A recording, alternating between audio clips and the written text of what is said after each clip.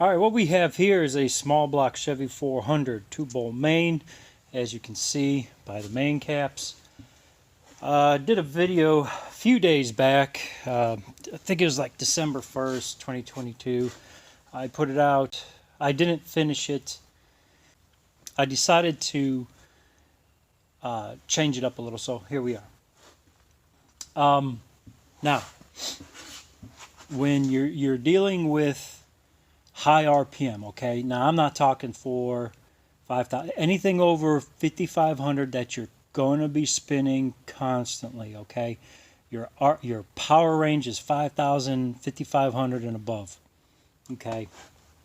When people look at an engine, they look at displacements and cubic inches. Well, that's just the top of the engine. And Thor, what is it? Huh? What is it? Okay, you want to go inside? Hold on, guys. All right, so at any, so that was Thor. He wanted to go inside, so point the camera down at the engine. So give me a second here.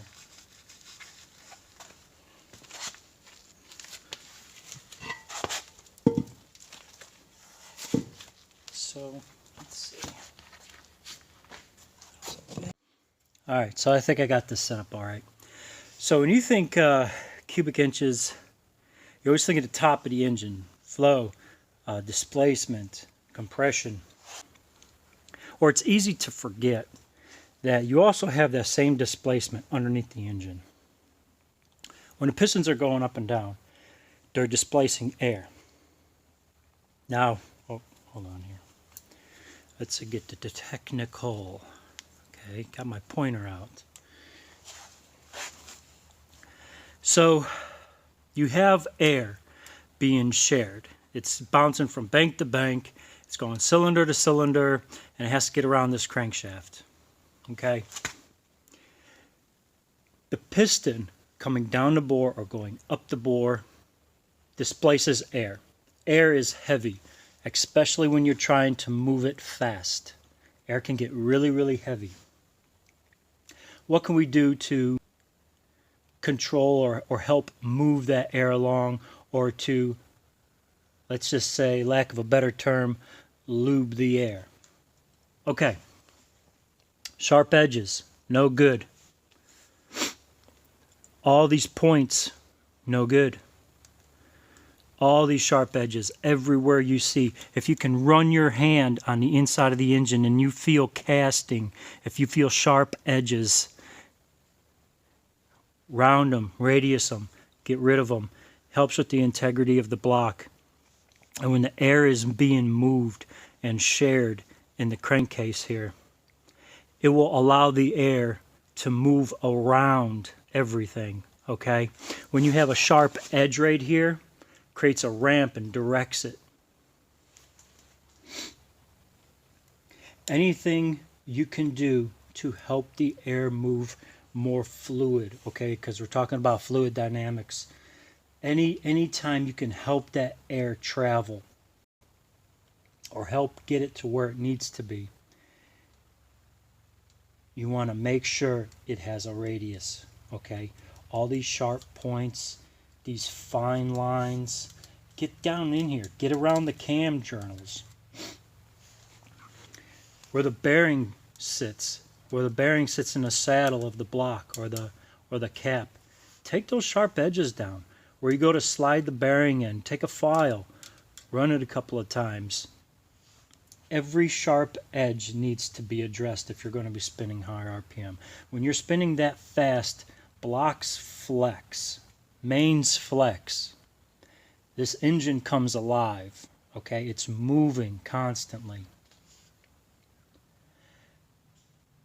When you have something that vibrates, that chatters, that has a harmonic, any sharp edge you see, whether it be on the cap, the webbing, cam journals, anywhere you see a sharp edge, everywhere where two pieces come together, it's going to create a pressure point. And That is where a crack begins, okay? Get yourself some burrs, and get the long burrs, don't get the short ones. The long ones, you can, hold on here.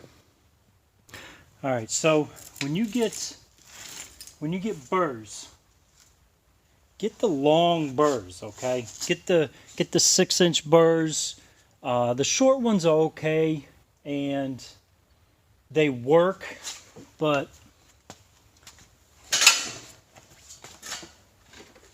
here we go.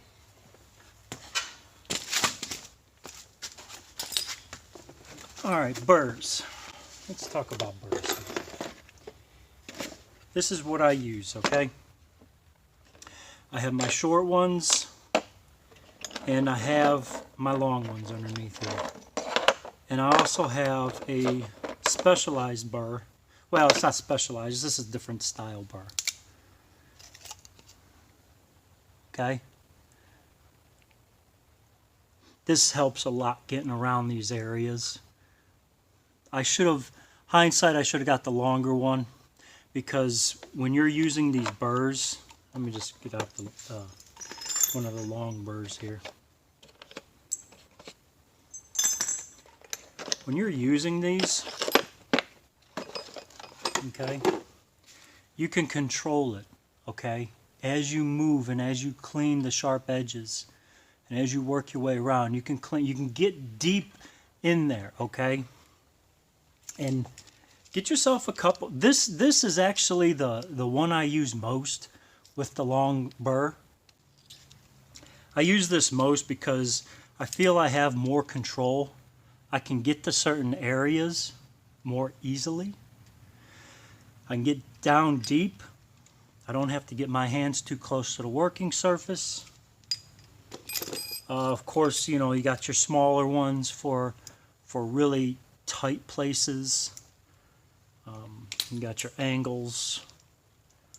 Okay, and the list goes on and on. You got various types. So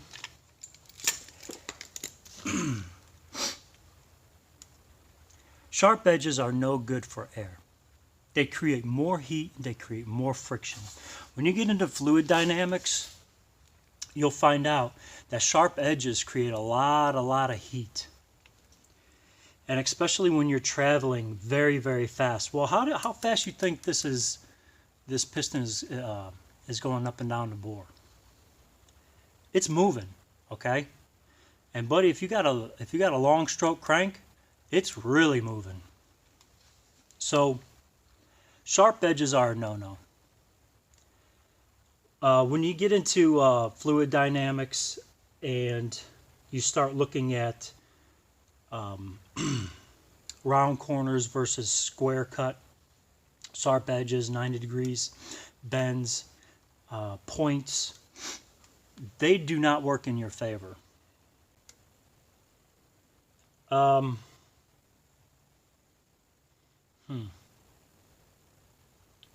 See, that's the ADHD coming in. I said fluid dynamics, and I'm thinking pressure, dash pots and different viscosities and how the air will change the weight based on heat. And it's just, anyways, I'm getting off subject. That's the ADHD kicking in. Sorry, guys. But yeah, you want to make sure all this is smooth. You'll be surprised how much sand comes out of this casting too when you go to smooth this out. So just wanted to touch on that a little bit. I'll be getting an engine in here, and actually I'll be getting 3 other blocks in here. One of them is a block I started working all this, working the face, and I basically ran out of time. The driver needed the engine. He sent it off to the machine shop to get the machine work done, and that engine is undefeated except for 2 races. And the reason why those 2 races were The first one was there was a car wreck. We started bad and came in second. And the second one was people were getting pissed because we were lapping them by the end of the race, and they decided to put us into the wall. Got a lot of damage done to the car.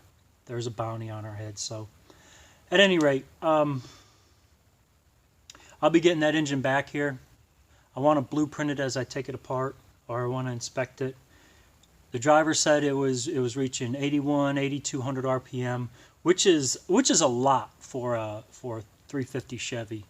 Not so much the short stroke, the 307s and the 327s, the 283s, but for the 3.5-inch stroke engines, that's pushing it. That's some serious speed on the piston. But I'll be taking that apart and I'll be finishing what I started, and we'll be taking all this down. I'll be inspecting for cracks and whatnot. I'll be doing another video on the casting numbers, okay, on the side of the blocks. My take on it: I don't believe in the high nickel theory. That is a bunch of malarkey. So, but I'll be getting into that. And I guess that's it for this one. Other than the inside of the engine, make sure you clean up this sharp edge right here. When you take this cap off, you'll see a shadow. You want to drill that out. You want to radius all those transfers where the oil has to go from one side of the casting to the other. Those transfer ports, those transfer areas, make sure that they're radiused and they meet up, you know, they line up to each other, okay? I know, and I do this all the time with the rear main cap, that the oil port is actually bigger in the block than it is the cap, and I match that. I radius that out, and actually I drill out the cap and get that feed hole just a tad bigger. The threads, same thing on the threads. You want to radius that first thread there. Other than that, that's all I want to do with this video.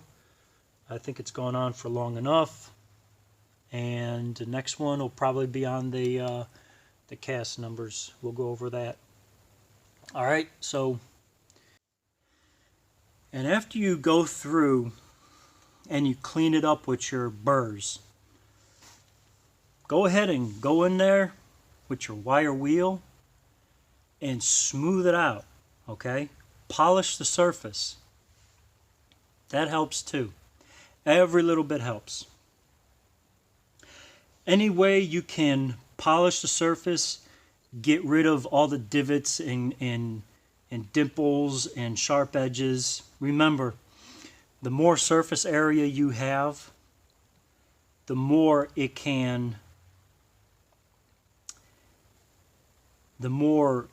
will heat, okay? The more surface area you have and air is traveling, it'll actually, depending on where you are in the engine, it can help by absorbing the heat out of the air, or it can help by transferring the heat into the air. And I want to thank every one of my subscribers. It really means a lot, the subscribers. I want to thank each and every one of you for subscribing. I really appreciate it. It actually helps me move the channel forward. So, till next time, thank you. I appreciate y'all. And to the next one.